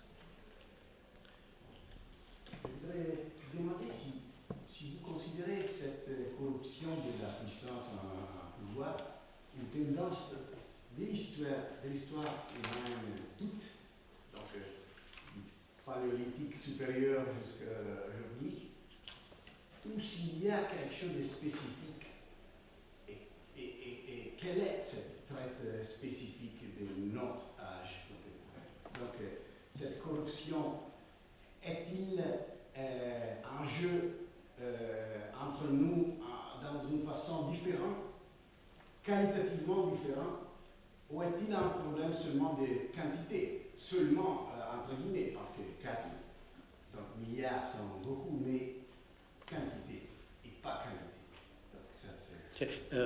Rifaccio la domanda in italiano? No, vabbè, puoi rifarla tu, scusa. Sì, ho chiesto se, secondo il professore, questa corruzione della potenza in potere è una tendenza dell'umano, oppure se è un tratto specifico della nostra epoca. E se è un tratto specifico, in cosa consiste? Cambia qualitativamente ciò che succede oggi, oppure è soltanto, tra virgolette, soltanto il problema quantitativo che porta i poveri ad essere 4 miliardi e questa corruzione ad essere qualcosa di endemico. Però questo tratto endemico è solo quantitativo o è anche una qualitas differente? Questo era... Vous savez, ce que je pourrais dire ici, c'est que, bon, la question que se posait Marx, c'est-à-dire qui était dialecticien, il disait que tout changement quantitatif arrive à un moment où il y a un changement qualitatif. Par exemple, l'eau qui bout, enfin l'eau qui est par exemple de 0 à 1 degré jusqu'à 99, c'est de l'eau. Mais à 99, il devient vapeur. Donc il y a une différence quantitative qui se transforme en différence qualitative, ce qui est d'ailleurs juste. Moi, je crois qu'effectivement, le monde dans lequel nous sommes, c'est un monde quand même beaucoup plus dangereux. C'est un monde qui nous a donné peut-être beaucoup de choses possibles à avoir. Mais quand vous voyez l'histoire des anthropologues, et ce qu'ils nous racontent des premiers humains, mais je vous dis, ils avaient ce que nous n'avons pas du tout. C'est qu'à l'époque, ils n'étaient pas pauvres, ils étaient libres. Maintenant, nous sommes tous pauvres et personne n'est libre. Mais on croit, on a des illusions. On croit que parce qu'on a un peu plus que celui qui gagne 1000 euros, eh bien, nous avons des illusions et nous croyons qu'on est mieux. Mais la situation est assez difficile. C'est-à-dire, vraiment, il n'y a plus même de pauvreté. Il n'y a que 2 misères. La misère morale de ceux qui nous imposent tout ça, c'est-à-dire des gens qui vivent avec des actions, des traders et tout ça. Et puis, bon, c'est un monde donc qui est un monde où les autres, ça, j'appelle ça misère morale. C'est des gens qui ne sont jamais dans la joie. L'exemple que j'ai donné, c'est ça. C'est-à-dire, ils pensent toujours qu'ils sont perdants encore. Parce qu'ils ont perdu leur puissance. Leur puissance est totalement malade. Elle est devenue, c'est un cancer. Et alors là, ils sont comme ça, et puis ils décident aussi de notre vie. Mais d'un autre côté, moi je crois que tous ces mouvements qui se dessinent depuis quelques années, moi je ne sais pas, il y a des choses qui se passent dans le monde qui sont incroyables. Je ne sais pas si, bon, dans un moment, je reviendrai, je vais aller à la fin de ce mois voir, par exemple, c'est une invitation du sous-commandant Marcos qui m'a invité pour voir cette année aussi, parce qu'il a une réunion annuelle, et puis bon, il invite des personnes. Je crois que cette année, par exemple, d'Italie, il y a le professeur Gamben qui va aussi aller. Bon, c'est un homme, par exemple, écoutez, ça fait presque, je ne sais pas, une quinzaine d'années, il a un territoire presque aussi grand que la Belgique, qui est à l'intérieur du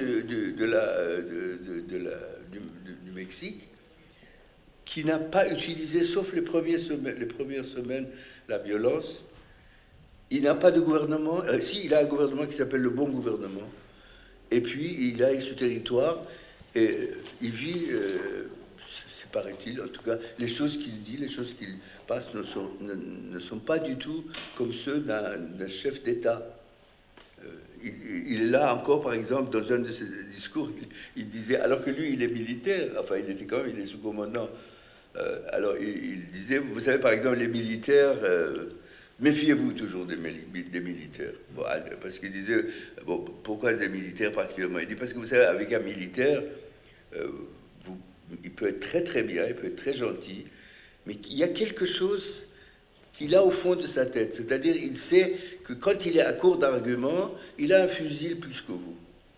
Alors ça, c'est une tentation qui fait qu'il faut aussi que vous vous méfiez. Bon, quand quelqu'un parle comme ça fait 12 ans qu'il est au pouvoir, et que bon, il peut quand même, on peut aller là sans passeport, je sais pas du tout comment je vais y aller, mais enfin, si après mon retour je suis vivant, je vous raconterai. Mais je sais que les gens qui sont allés, eh bien, ils sont impressionnés.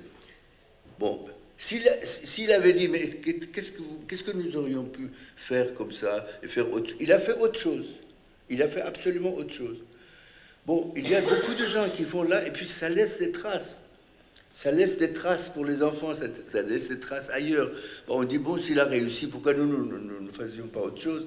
Il y a des mouvements de base maintenant qui sont par des devenus révolutionnaires un peu partout dans le monde. Il y a des mouvements écologiques. En Italie, bon, je m'intéressais beaucoup à la question, si vous voulez, du développement ou de la décroissance. Eh bien, moi, j'étais aussi dans une conférence tout récemment à Venise sur la décroissance. Eh bien, il y a des gens qui y croient, il y a des gens qui font de nouvelles expériences. Et ça, je crois, c'est un monde dans lequel il y a quand même beaucoup de choses qui se passent. Vous savez, et c'est ça, je crois que ce qui se passe dans le monde intéressant, c'est ça. Bon, alors quelquefois, vous êtes obligé de choisir entre deux majorités. Bon, chacun de nous a un choix, par exemple, quand il y a des élections, mais vous savez très bien que ça ne change pas. Mais ça n'empêche pas qu'on le fait. Moi, personnellement, je ne suis pas tout donné ma vie, mais enfin, moi, j'ai voté pour Hollande. Mais je sais bien que François Hollande ne pourra pas faire grand-chose. En fait, déjà, il commence à faire des bêtises. Mais je le fais parce qu'à ce moment-là, il ne fallait pas faire autrement. Je ne pouvais pas choisir entre, par exemple, Sarkozy et l'autre. J'ai décidé, moi, en ce qui me concerne, étant que je vivrais mieux avec quelqu'un qui n'est pas Sarkozy, c'est tout.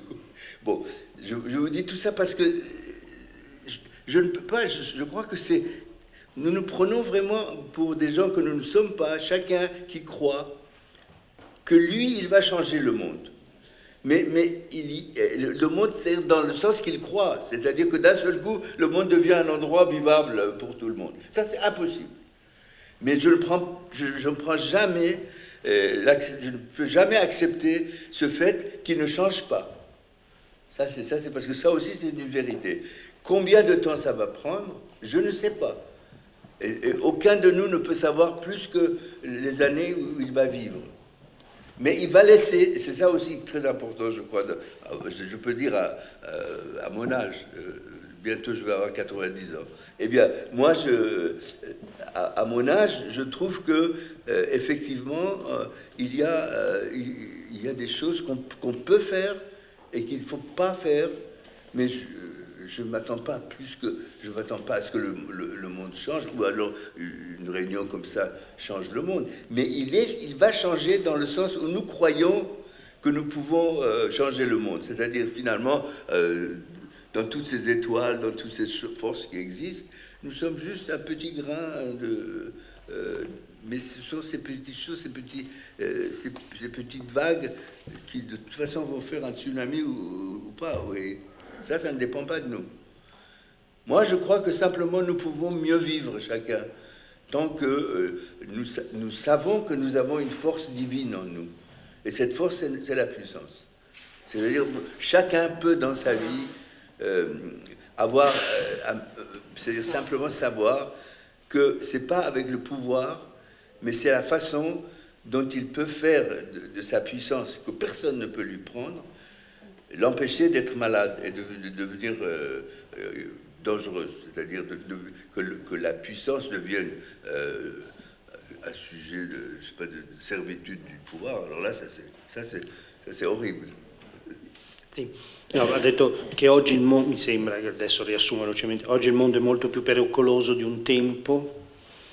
Faceva l'esempio appunto degli antropologi rispetto alle società del Neolitico, dove si dicevano erano poveri ma liberi, mentre oggi siamo tutti poveri ma non siamo liberi. Esiste poi, dicevo, una dimensione di miseria morale e il sintomo di questa miseria morale, faceva riferimento all'amico citato prima che guardava le valutazioni della borsa, è che questi uomini non sono mai nella gioia, sono ricchi ma non sono mai nella gioia.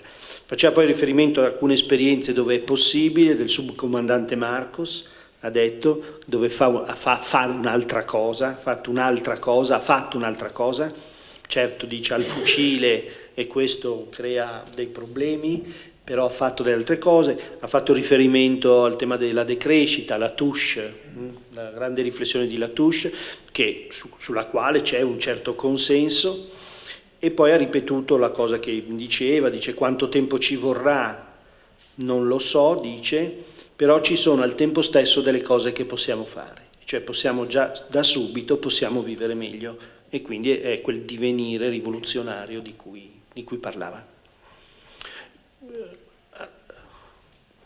Vai. Sì, vai. Dopo. Vai. J'ai une question à propos de ce dernier problème. La différence que vous faites entre faire la révolution et devenir révolutionnaire, parce que je pense que c'est très important, cette différence. Parce que penser que devenir révolutionnaire est quelque chose de positif, de bon, je pense que penser que l'homme, cette puissance que vous avez cette puissance est quelque chose de positif. Mais je pense que cette pensée n'est pas très facile à faire aujourd'hui parce que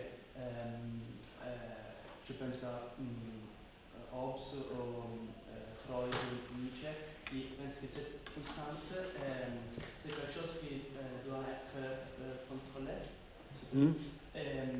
Mais quand vous dites que quelque chose de positif, je pense que c'est une option anthropologique très importante. C'est comment accorder à l'homme un statut positif. La question est pourquoi aujourd'hui c'est encore possible croire à l'homme comme ça qui est positif. Non, la dernière partie, je n'ai pas c'est comment possible avoir une foi dans l'homme aujourd'hui. C'est votre concession de la puissance, c'est une concession positive, mais il y a des autres concessions de la puissance comme quelque chose de dangereux qui doivent être contrôlés. Il fait l'exemple, je pense, de Nietzsche, la volonté de puissance, mais aussi l'interprétation de Freud. Alors, comme vous pouvez défendre votre position sur la positivité de la puissance? Moi, je ne sais pas, je veux dire encore une fois, je crois que les religieux sont beaucoup mieux à même de répondre à cette question. Mais moi, je ne me considère pas nécessairement comme religieux, parce que je crois que la religion, c'est une façon d'expliquer l'univers, mais c'est quelque chose, pour quelqu'un de religieux, c'est beaucoup plus clair, parce qu'il dit, nous sommes quand même, c'est Dieu qui nous a créés, et il ne nous a pas créés pour faire du mal. Ça, c'est bon. Donc pour un religieux, c'est beaucoup plus simple de comprendre ça. Mais je crois que pour les non-religieux aussi, s'ils savent que quand même l'univers a des lois, a des choses qu'on ne peut pas... C'est-à-dire, Leibniz disait même Dieu, dans ce cas-là, n'est pas libre, parce qu'il ne peut pas changer ce qu'il a déjà fait dans un autre sens. C'est-à-dire, il ne peut pas, du fait qu'il y a une logique, donc il ne peut pas aller contre sa logique. Donc ça, déjà, il n'est pas libre, dans un sens. Même Dieu n'est pas libre. C'est Leibniz qui a ce point très intéressant. Il dit aussi, parce que vous ne prenez pas la liberté, c'est pas de l'anarchie. La liberté, toujours, c'est une chose qui est, si vous voulez, c'est une façon de voir le monde dans un contexte plus ou moins logique. C'est-à-dire, c'est pas n'importe quoi. Alors, moi, j'ai l'impression que aujourd'hui, dans l'état où nous sommes, une position comme celle de Spinoza, c'est une position pour moi presque évidente. C'est-à-dire, aucune personne ne veut se détruire. Même quand on appelle les personnes qui sont malades, c'est-à-dire qu'ils sont malades dans leur puissance. Mais je sais pas, Freud a pensé d'une certaine façon, non, mais moi, je suis pas très freudien, mais je crois que là, dans ce cas-là, penser que d'abord tout est sexuel, tout est ceci, c'est aussi limiter les choses, à mon avis, que par exemple la position des antipsychiatriques après Freud. Mais de toute façon, ça c'est une interprétation. Mais si nous pensons à la conception de la puissance, c'est-à-dire quelque chose qui vient avec vous. On n'a pas vu dans la nature non plus, par exemple, des arbres qui se font constamment mal. Dès le début, vous savez qu'ils veulent détruire l'arbre. Non. En principe, quelque chose qui est vivant, c'est quelque chose qui suit quelque chose que nous ne pouvons pas comprendre, mais c'est aussi la puissance de l'arbre. Mais c'est une puissance très différente de la vôtre ou de la mienne. Et c'est ça qui est extraordinaire, parce que dans ce concept, il y a la reconnaissance du multiple et du différent. Et ça, c'est aussi je crois, un grand point positif, et vraiment le point qui le torturait.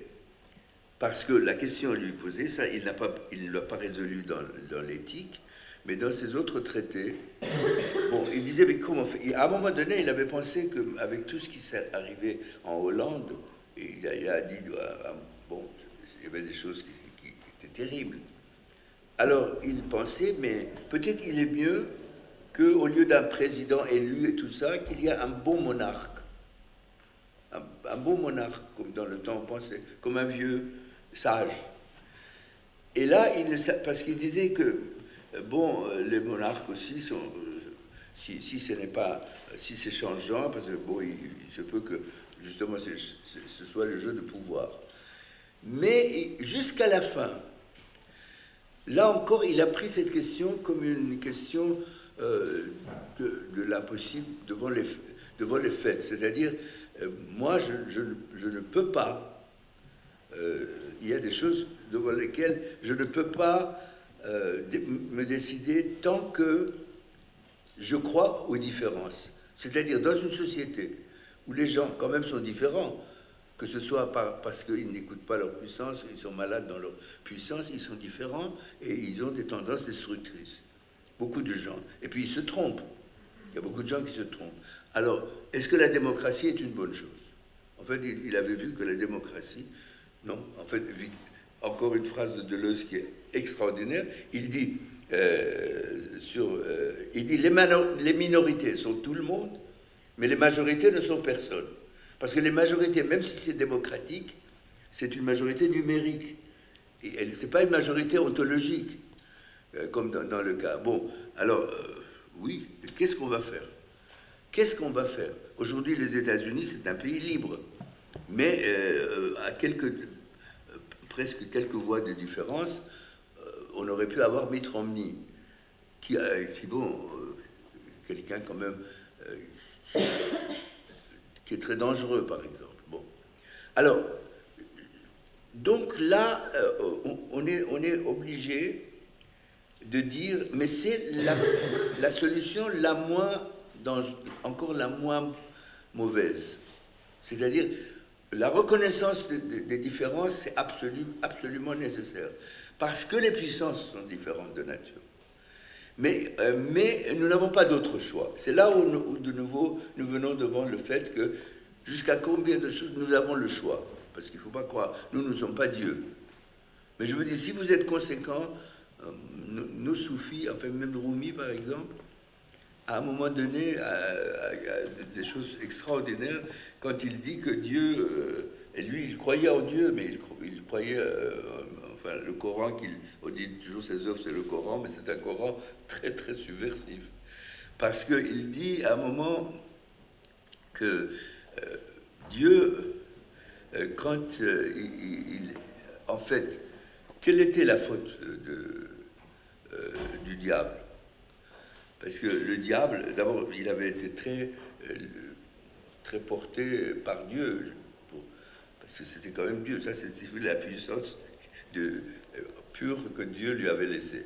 Bon, à un moment donné, pourquoi il fait tant de mal?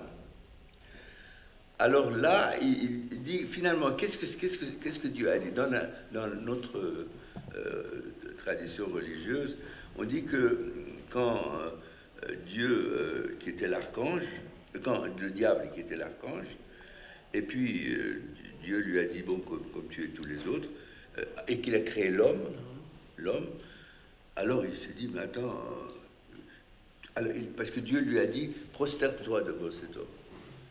Alors il a dit, mais quoi, moi, l'archange qui est comme toi, parce que tu m'as donné ça, moi, non, je ne veux pas. Alors là, bon, Dieu ne pouvait plus supporter ça, et que maintenant, l'archange lui dit, non, je ne prétends pas ça. Et alors là, mais il pose la question, si Dieu même ne peut pas, de temps en temps, à penser que ce qu'il a fait n'était pas bon, là, ça pose des questions, en tout cas, philosophiques et aussi théologiques, qui sont très, très sérieux, mais elles existent. Donc, vous voyez, moi, je crois qu'il y a des choses qui sont très importantes. La notion de la puissance, pour moi, elle est claire, parce qu'elle n'est pas une invention. Moi, je sais qu'il y a dans chaque être vivant, dans chaque chose qui est dans la nature, il y a un secret spécial à chaque élément de la nature pour se maintenir. Ça, c'est sa puissance. Et cette puissance est ce qu'elle a de meilleur. Mais le pouvoir, non. Le pouvoir, c'est une distorsion de la puissance. C'est une maladie de la puissance. C'est comme un cancer. Et que le cancer ne peut pas devenir la règle générale, même si les gens sont heureux avec ça. Je ne sais pas. Ça pose bien sûr des questions des anni on può discutere. No, appunto diceva in risposta che per i religiosi è più facile perché dovrebbe essere autoevidente, nel senso che Dio ci ha creati non per fare il male, cioè questo è evidente. Però dopo dice che anche per i non religiosi, cioè l'idea è che poi sarebbe il concetto di positività dell'essere nella nostra tradizione, cioè che ogni cosa in sé è un positivo, ogni cosa in sé è in positivo. Scusate, io adesso non mi faccio un riferimento, se mi permettete, a un'affermazione di Maimonide, il filosofo ebreo, che diceva che Dio ha creato tutte le cose come fine in sé. Questo è sorprendente. Ha creato tutte le cose come fine in sé. Come fine in sé. Quindi come fine, come un fa. Chaque chose, chaque être. No, quindi anche il maiale, o lo scarafaggio, non l'ha fatto per fare i salami. Vabbè, adesso questa è la mia interpretazione gastronomica da talora. E poi appunto Spinoza, e poi l'altro elemento che trovo molto interessante, è un'aggiunta, cioè che la puissance è multipla per sua natura, è multipla per sua natura. Quindi la differenza non è qualcosa da sostenere, ma è il modo stesso in cui si esprime la puissance, no? E poi l'altro elemento, che la puissance è qualcosa che avviene con noi, dice, con voi nell'istante stesso dell'essere. Se mi permettete, non voglio chiudere perché mi sembra bello, però forse farei l'ultima, perché anche qui penso dobbiamo andare, l'ultima domanda, prego, vai. Quello che io volevo chiedere è questo. Per esempio, dans un monde, par exemple, l'Afrique, comme l'a écrit Raymond Dumont, l'Afrique noire est mal partie.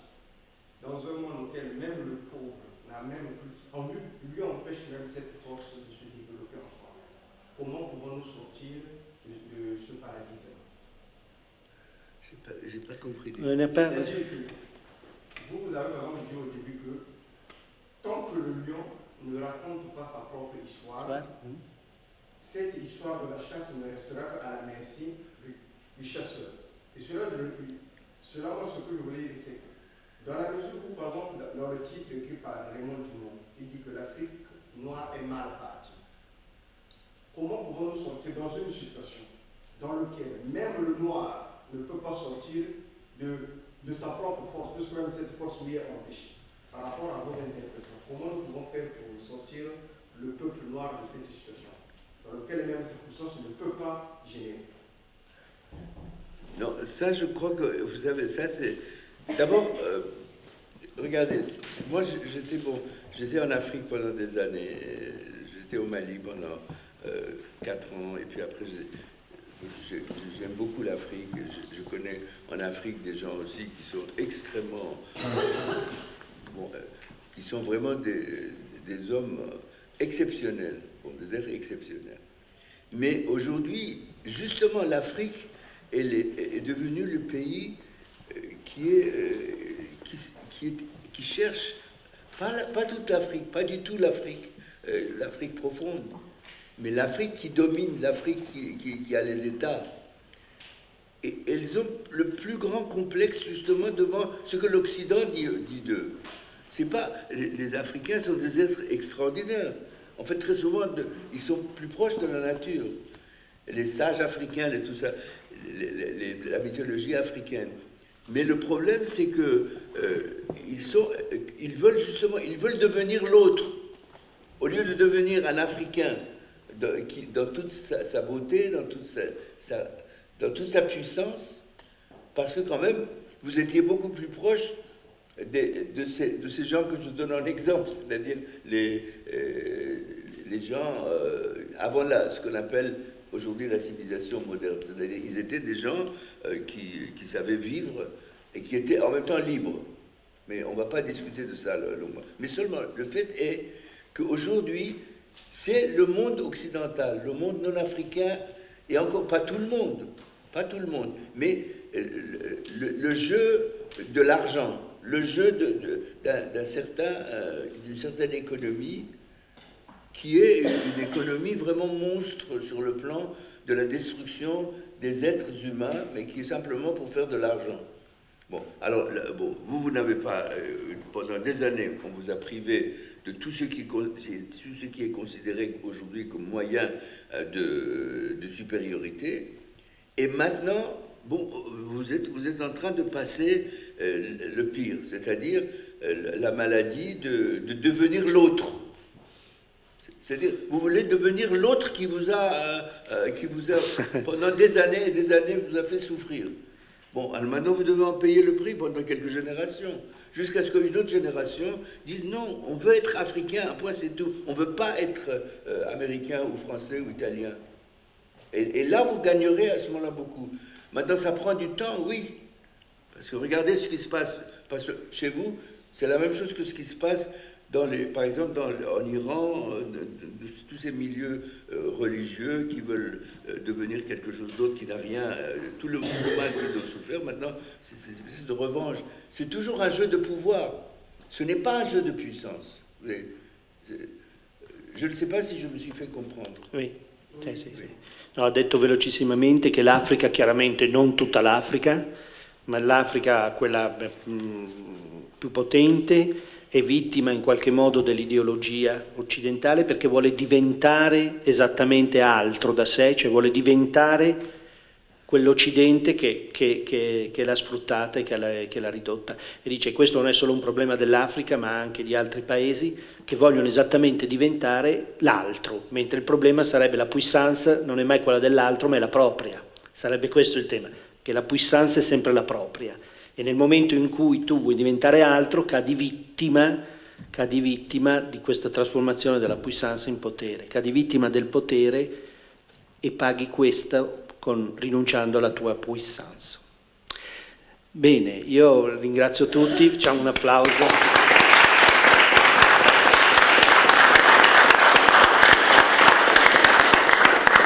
Grazie. Meraviglia. Aspetta un po'.